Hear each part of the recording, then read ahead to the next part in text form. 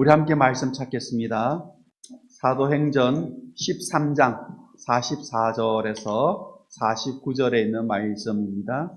사도행전 13장 44절에서 49절 우리 한 목소리로 같이 한번 봉독하겠습니다.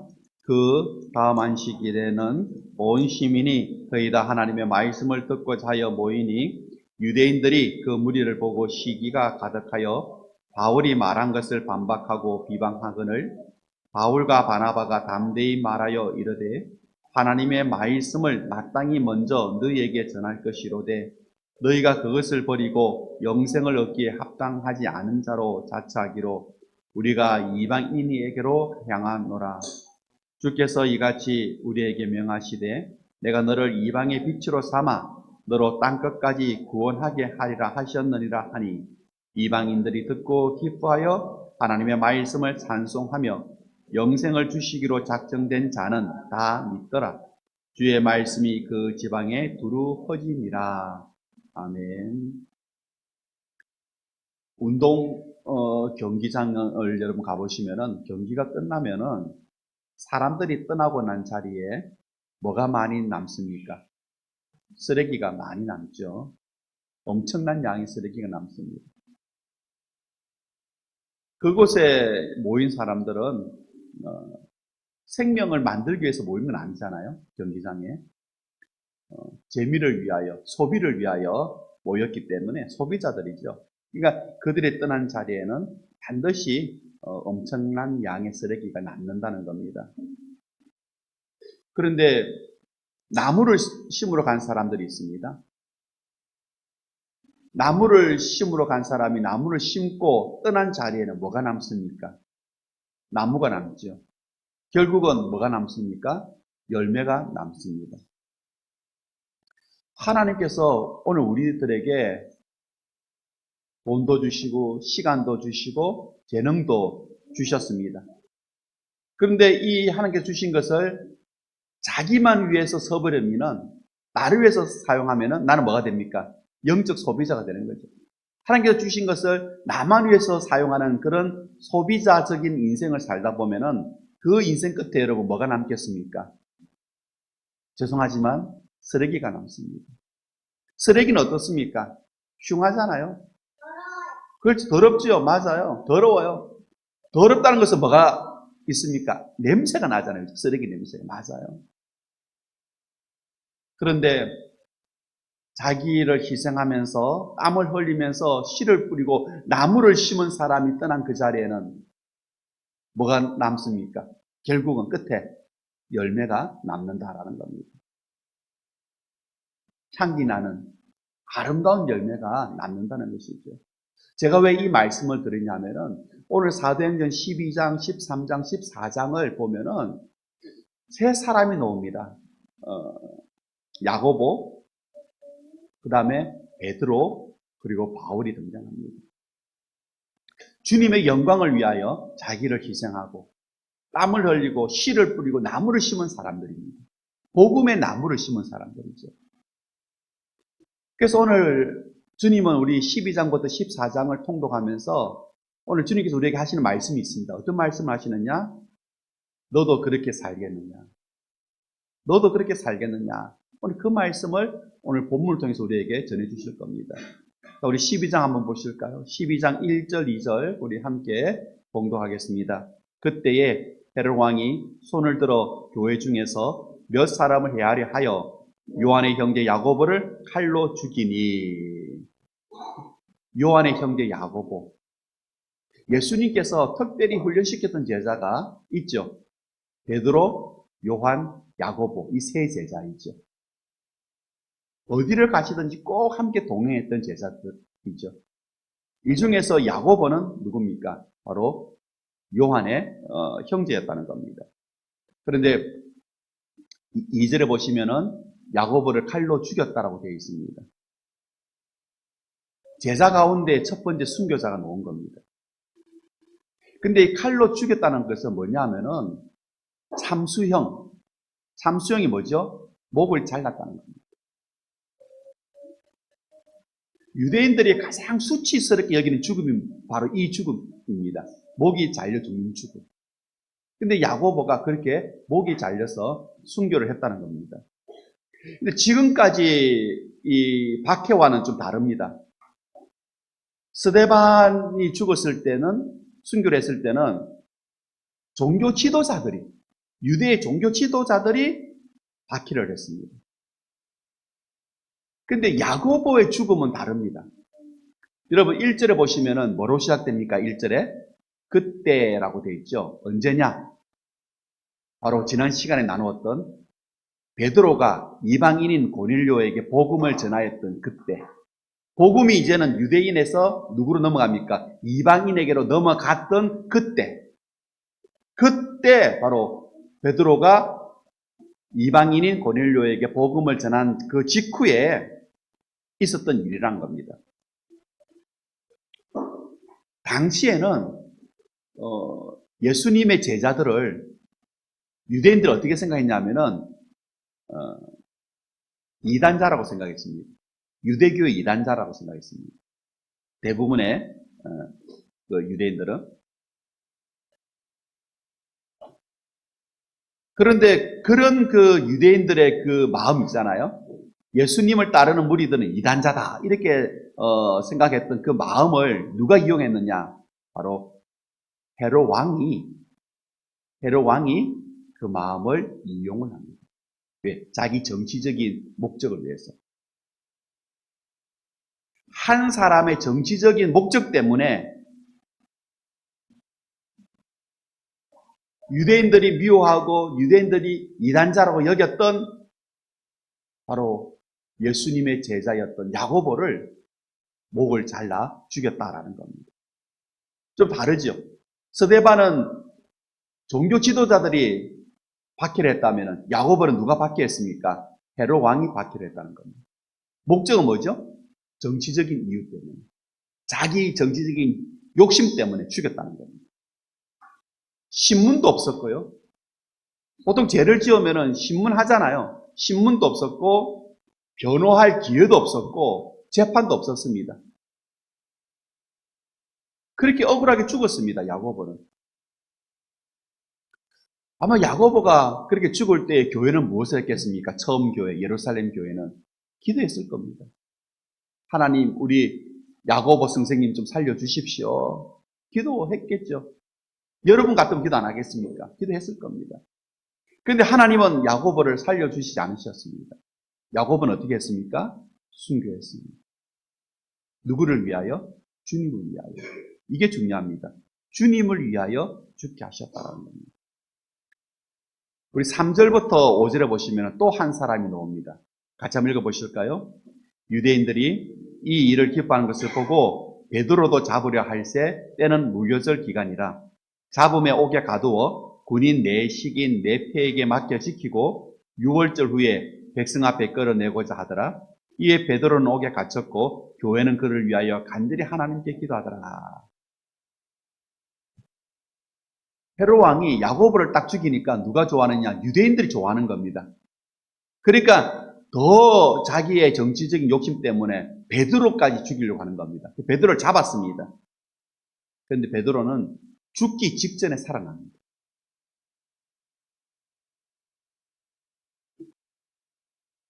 그런데 베드로를 야고보처럼 재판 없이 바로 죽이지를 못했던 이유는 뭐냐 하면은 그 기간이 무교절 기간입니다. 무교절은 이스라엘의 최대 명절인 6월절로부터 8일간의 기간인데 그 기간에 사람을 죽이는 일은 꺼려했습니다. 그래서 베드로를 죽이지는 못했습니다. 옥에 가두었습니다. 대신에 이 경비를 삼엄하게 합니다. 군인 4명이 한조가 돼가지고 24시간 돌아가면서 감시를 합니다.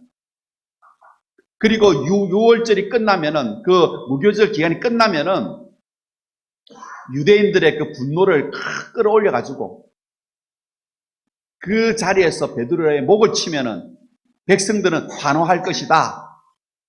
백성들은 나를 좋아할 것이다.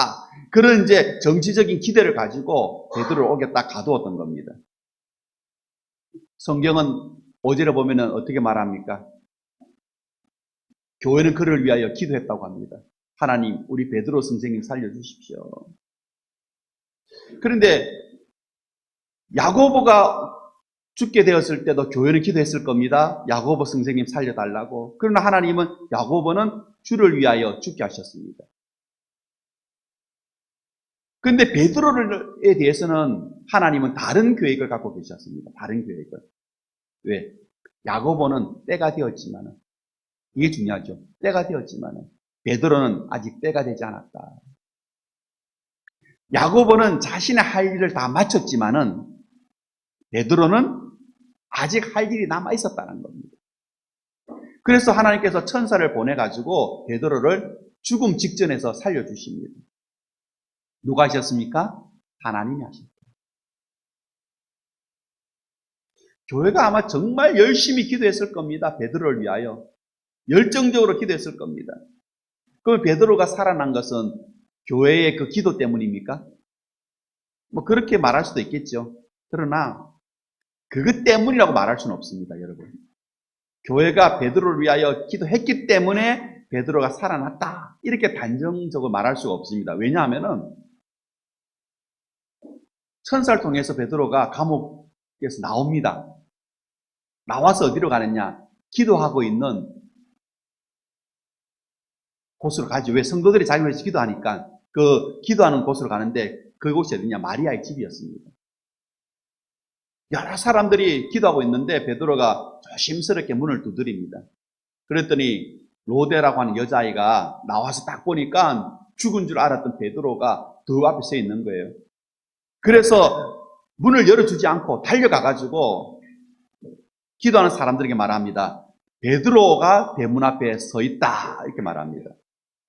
여러분, 기도했던 사람은 뭘 위해서 기도했습니까? 베드로 살려달라고 기도했습니다. 그런데 베드로가 우리 문 앞에 있다고 했을 때 기도했던 사람들은 뭐라고 말합니까? 12장 계속 읽어보시면 뭐라고 말합니까? 너 미쳤다라고 이야기합니다. 이상하잖아요?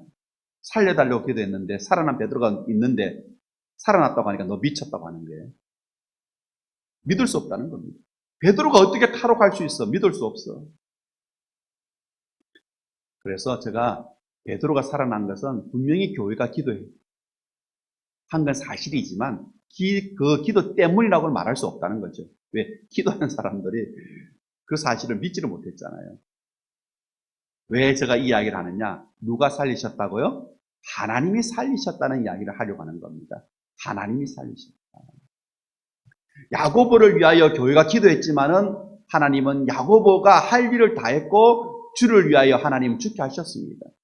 베드로를 위하여 교회가 기도했지만 베드로는 아직 할 일이 남아 있었기 때문에 하나님은 베드로를 살리셨습니다. 그래서 죽든 살든 누구의 뜻으로 되는 겁니까? 우리 기도로? 하나님 뜻대로? 하나님 뜻대로 된다는 겁니다. 그래서 여러분이 때로는 기도해도 기도가 응답이 안 될 수도 있어요. 그렇죠? 아직 누구의 뜻이 아니기에 하나님의 아직 뜻이 아니기 때문에. 근데 기도하는데 금방 응답 받습니다. 누구의 뜻과 일치하기 때문에? 하나님 뜻과 일치하기 때문에.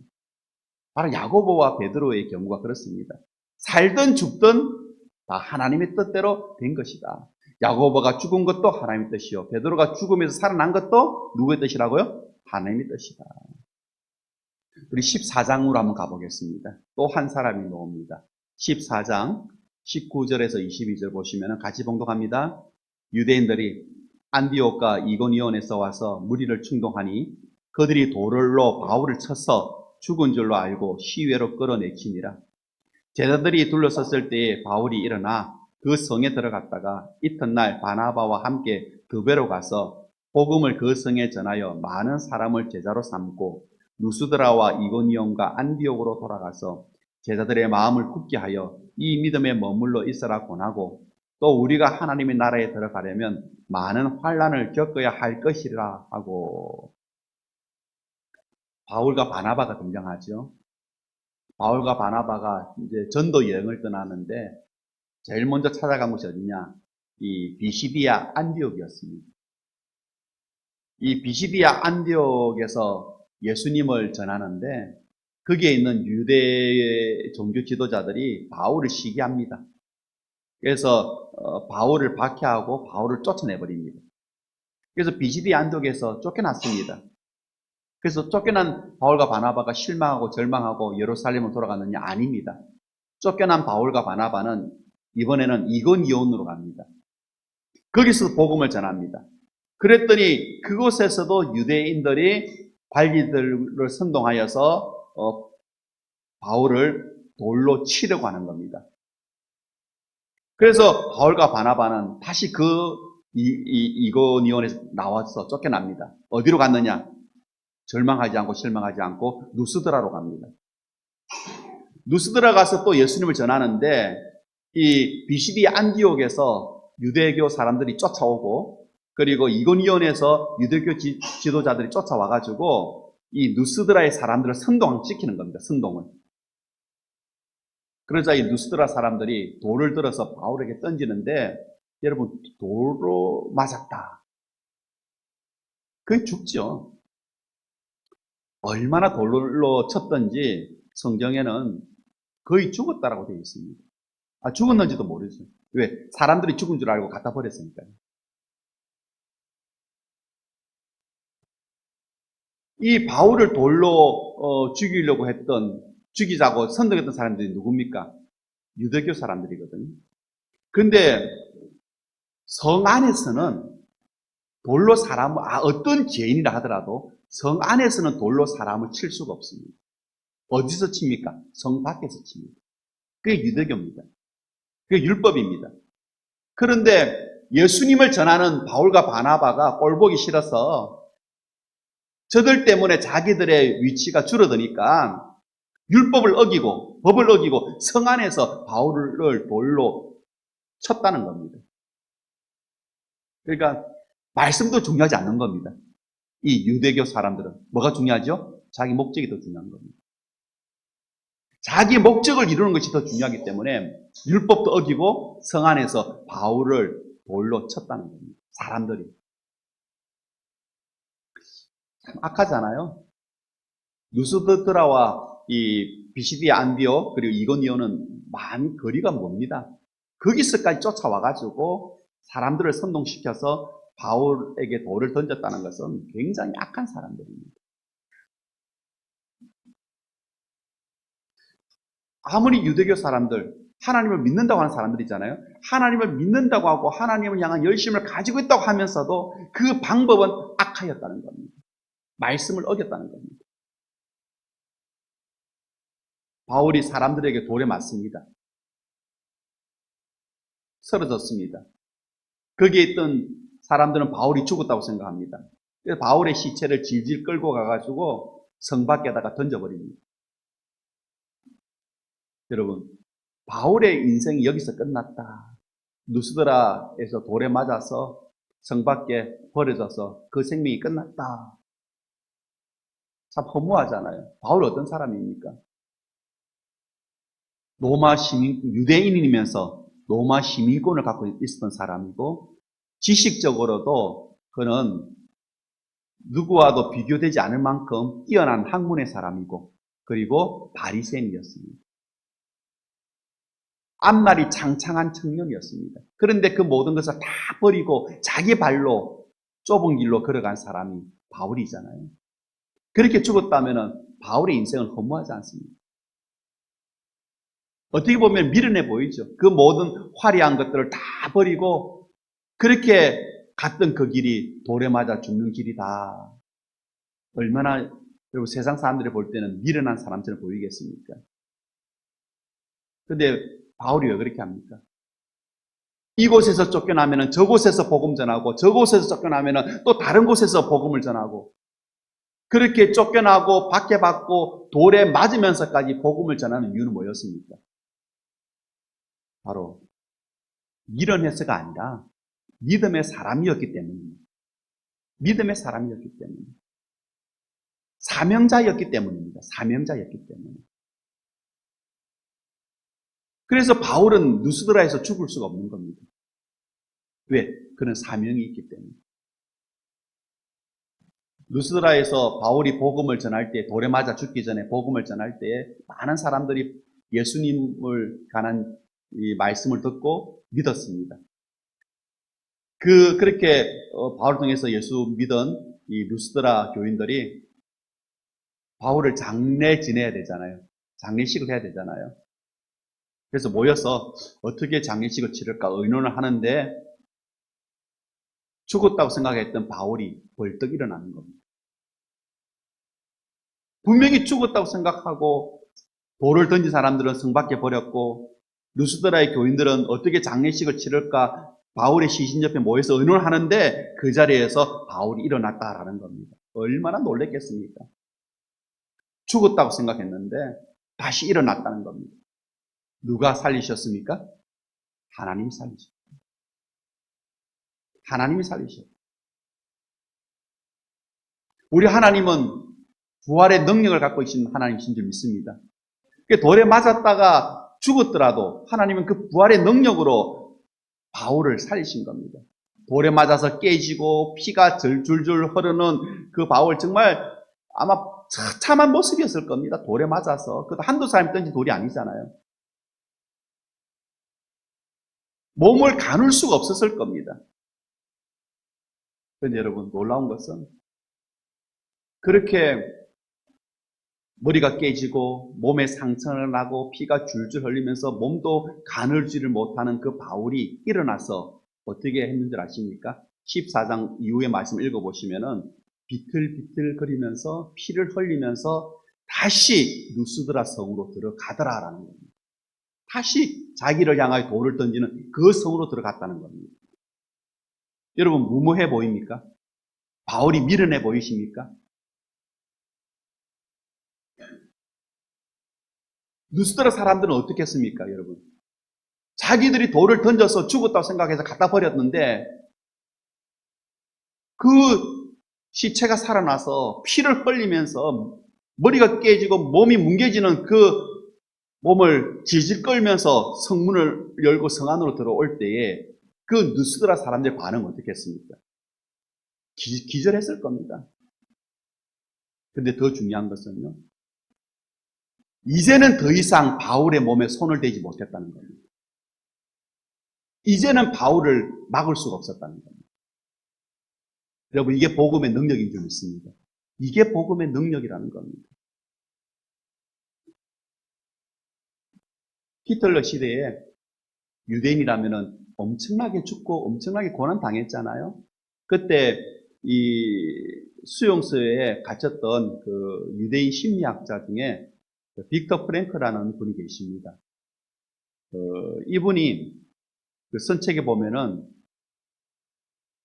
그 죽음의 포로 수용소에서라는 그 책에 보시면은 이런 내용이 있는데 어떤 내용이냐면은 고난 중에 포기한 사람에게는 고난 그 자체가 저주이지만 고난이 왔다고 그 고난 때문에 모든 것을 포기하면은 그 고난은 저주가 되지만은 고난의 의미를 깨달으면은 그 고난은 축복이 된다. 이야기합니다. 자신이 죽음의 포로 수용소에서 경험했던 내용이죠. 다시 말하면은 심한 고난을 당합니다. 그런데 그 고난의 의미를 알게 되면은 그 고난은 시간이 지나면은 축복의 원천이 된다는 겁니다. 왜? 고난에는 하나님의 섭리가 있습니다. 고난은 하나님의 큰 계획 속에서 이루어진 사건입니다. 우리가 상상할 수 없는 하나님의 계획과 지혜가 담겨져 있는 사건이 뭐냐? 그게 고난입니다. 지금 여러분 고난 가운데 있다고 생각하십니까? 하나님의 큰 계획 속에 여러분이 계신 겁니다. 고난을 여러분 사계절 중에 어디에 비유할 수 있겠습니까? 봄, 여름, 가을, 겨울 중에 고난 그러면은 겨울, 그죠? 겨울. 네, 춥잖아요. 여러분 고난의 겨울 낙심하지 마십시오. 그 다음에 무엇이 찾아옵니까? 따뜻한 봄이 온다는 겁니다. 따뜻한 봄이 온다. 겨울은 봄을 이기지를 못합니다, 여러분. 겨울은 봄을 이길 수가 없습니다. 세찬 바람도 여러분, 결국은 누가 일으키시는 겁니까? 하나님이 일으키시는 거거든요. 고난도 여러분, 하나님의 허락하에서만 일어나는 것을 우리 욥기서를 통해서 보지 않습니까? 하나님의 허락하에서 하나님의 큰 계획과 지혜 속에서 일어난 사건이라는 거죠. 그래서 빅터 플랭크 박사처럼 고난 왔다고 포기하면 고난은 저주가 되지만 고난의 의미를 깨달으면 그 고난은 뭐가 된다고요? 축복이 된다는 겁니다. 고난이 하나님의 계획 속에 있는 하나님의 사건이다라고 생각한다면 다시 일어설 수가 있는 겁니다. 그래서 바울이 돌에 맞았으니까 여러분 우리가 표현을 못하잖아요. 얼마나 아프겠습니까? 여러분? 얼마나 고통스럽겠습니까? 그런데 그 고난을 의미를 깨닫고 다시 일어서서 자기를 향하여 돌을 던진 그 성으로 들어갑니다. 여러분, 고난에서 다시 일어선다면 하나님께서 보호하시는 줄 믿습니다. 하나님은 그 사람을 보호하신다. 믿음을 가지고 여러분 고난을 받아들인다면 하나님의 사랑을 받는 자가 된다는 겁니다. 우리 13장에 있는 말씀을 좀 같이 나누고 오늘 말씀을 맺도록 하겠습니다. 13장 46절에서 48절 말씀입니다. 같이 봉독합니다. 바울과 바나바가 담대히 말하여 이르되 하나님의 말씀을 마땅히 먼저 너희에게 전할 것이로되 너희가 그것을 버리고 영생을 얻기에 합당하지 않은 자로 자처하기로 우리가 이방인에게로 향하노라. 주께서 이같이 우리에게 명하시되 내가 너를 이방의 빛으로 삼아 너로 땅끝까지 구원을 하리라 하셨느니라 하니 이방인들이 듣고 기뻐하여 하나님의 말씀을 찬송하며 영생을 주시기로 작정된 자는 다 믿더라. 바로 이 사건 때문입니다. 우리가 성령이 충만하면은 복음을 예루살렘에서 유대와 사마리아와 땅끝까지 전한다고 그것이 우리의 사명이라고 말씀하셨잖아요. 그래서 성령을 충만히 받으라고 하셨습니다. 그래서 예수님께서 성천하신 이후 다락방에 모였던 120명의 성도들이 성령을 충만히 받고 무엇을 합니까? 복음을 전하잖아요. 예루살렘에서. 그리고 제자들이 흩어져서 유대, 사마리아로 가잖아요. 흩어졌던 사건이 뭡니까? 바로 스데반의 순교였죠. 그런데 복음이 사마리아를 넘어 이방인에까지 넘어가지는 못하는 겁니다. 왜? 처음 제자들은 성도들은 다 누구였습니까? 유대인이었기 때문에. 그래서 유대교로, 그러니까 할례를 받아야 복음을 들을 수 있다고 하는 그런 선입견이 있었기 때문에 복음이 넘어서지를 못하는 겁니다. 근데 그것을 넘어섰던 사건이 있었죠. 그게 뭡니까? 베드로가 로마 군인에게 복음을 전하였던 그 사건이었습니다. 그 사건 직후에 야고보가 목배임을 당하고 베드로가 옥에 갇혀서 사형 일자만 기다리고 있었다는 거죠. 그런데 이미 복음은 이방인에게 들어갔습니다. 사마리아를 넘어섰습니다. 그래서 바울과 바나바가 바시디아, 안디오, 이고니온, 루스드라 쭉 다니면서 복음을 전하는데 바울도 돌에 맞아서 죽을 뻔했잖아요. 왜 그렇게 하느냐는 겁니다. 왜 그렇게 하느냐? 바로 13장 46절에 48절에 보면 바울의 설교인데 원래 말씀은 유대인에게 주어졌는데 유대인들이 말씀을 거부하고 예수님도 죽이고 교회를 핍박해가지고 스데반도 죽이고 그리고 야고보도 죽고 그러니까 복음이 이방인에게로 갈 수밖에 없었다는 겁니다. 그래서 이방인이 먼저 복음을 받아들이게 하고 그래서 이방인들이 복을 받는 모습을 보고 유대인들이 시기나게 만들어서 그래서 복음을 받아들이게 하려고 하는 하나님의 계획이 있었기 때문에 우리는 이방인에게 복음을 전한다고 합니다. 그러니까 우리가 복음으로 복받고 우리가 복받는 모습을 보고 유대인들이 나중에 우리도 복받자라고 예수님을 믿는다는 거죠. 그런 역사가 앞으로 일어날 줄 믿습니다. 여러분들을 통해서. 이게 하나님의 원대한 계획이기 때문에 바울은 피를 흘리면서 다시 누스드라 성으로 들어간 겁니다.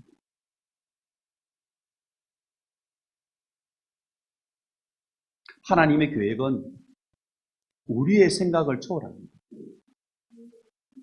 그렇기 때문에 지금 현재의 모습을 보고 여러분, 현재 내가 겪는 상황만 생각하고 오늘 여러분에게 주어져 있는 소명, 사명이 분명히 있습니다. 여러분들은 사명자들입니다. 왜? 사명자는 하나님께서 살리시는 거잖아요. 아직 할 일이 있기 때문에. 야고보는 그 사명을 다 했기 때문에 하나님께서 죽게 하셨고, 베드로는 사명이 남아있기 때문에 살려주신 거죠. 바울도 사명이 남아있기 때문에 살려주신 거죠. 여러분도 지금 이 시간에 예배드리고 호흡하고 있는 것은 여러분에게 뭐가 있기 때문에? 사명이 있기 때문에. 아멘? 우리에게 사명이 있기 때문에 살아있는 겁니다. 그런데 현재 내 모습 보고, 현재 상황을 보고, 사명 버린다. 여러분, 안 된다는 겁니다. 오늘 본문이 우리에게 그것을 말해줍니다. 그러지 말라는 겁니다. 성도의 기본 사명은 복음을 전하는 것입니다. 여러분, 기도하실 때 하나님 일 잘 되게 해주십시오. 이런 기도만 하지 말고 일 잘 되게 해달라는 기도 말고 일 잘하게 해달라는 기도 하시기 바랍니다. 일 잘하게 해주십시오. 왜? 우리가 생각하는 성공은 실제로는 여러분 실패일 수 있습니다. 근데 사람들이 생각하는 실패는 어쩌면 여러분 그것이 성공일 수가 있습니다. 제가 왜 이 말씀을 드리느냐? 성도가 사명을 버리지 않으면 하나님은 그를 사랑하시고 보호하시고 하나님의 축복은 그를 비켜가지 않는다는 겁니다. 반드시 하나님께서 함께 하십니다. 비켜가지 않습니다. 사명을 버리지 않는다면, 사명자의 삶을 산다면 결코 하나님은 비켜가시지 않습니다. 오늘 13장 48절에 보시면은 이방인들이 듣고 기뻐하여 하나님의 말씀을 찬송하며 영생을 주시기로 작정된 자는 다 믿더라 라고 되어 있죠. 영생을 주시기로 작정된 자, 예정된 자는 다 믿더라. 제가 금요일날 기도회 때 차량 운행을 하면서 권사님들과 그런 이야기 했습니다. 누가 하나님께서 예정한 사람인지 모르잖아요, 우리는. 그러니까 어떻게? 고구마를 찔러보듯이 한번 찔러보는 거죠. 그게 복음을 전하는 것이다. 복음 전도에는 실패가 없다. 제가 차 안에서 그런 이야기 했거든요. 전도는 실패가 없다. 작정된 자는 다 믿을 수밖에 없습니다. 우리는 그 작정된 자를 찾는 겁니다. 누가 작정된지를 모르니까 우리는 누구에게라도 내가 가지고 있는 복음을 나눠주는 겁니다. 수용 안 할 수도 있겠죠. 때로는 야고보, 베드로, 바울 같은 박해는 없더라도 여러분이 상처는 받을 수 있을 겁니다. 그래도 여러분들이 복음을 나눠주신다면 그 가운데에 작정된 자들은 성령님을 통하여 예수님을 믿는 역사가 나타날 줄 믿습니다. 믿음은 우리가 잘나서 가지게 된 것이 아닙니다. 나를 구원하기로 작정하신 하나님의 계획이 있었기 때문에, 그래서 성령님의 감동을 따라서 누군가가 여러분이 믿는 가정에서 태어나서 예수님을 믿었다 한다면 여러분의 부모에게 아니면 그 위에 누구에게라도 복음을 전했기 때문에 성령님의 감동에 따라서 예수님을 믿게 된 것입니다. 사명을 버린 유대인들은 결국 유대인을 향하였던 축복의 물줄기가 어디로 향하게 됐습니까? 이방인에게 향하게 되었다라는 겁니다. 이런 설교를 바울이 하고 다니니까 유대인들이 좋아하지 않잖아요. 그러니까 쫓아다니면서 핍박하고 박해하고 심지어는 누스드라에서 돌로 쳤다는 거죠. 그러나 사실입니다, 여러분. 사명의 자리를 이탈했기 때문에 축복의 물줄기는 이방인에게 흘러갔다. 여러분에게 적용하신다면 우리는 다 소명자들이고 사명자들입니다. 그러기에 우리가 사명 포기하지 않는다면 하나님의 축복은 나를 비켜가지 않는다. 아멘. 나를 절대 비켜가지 않는다. 믿으십니까? 그래서 힘들어도 사명 버리지 마시고 사명 감당할 수 있는 저와 여러분 다 되시기를 주의 이름으로 축복합니다. 기도하겠습니다.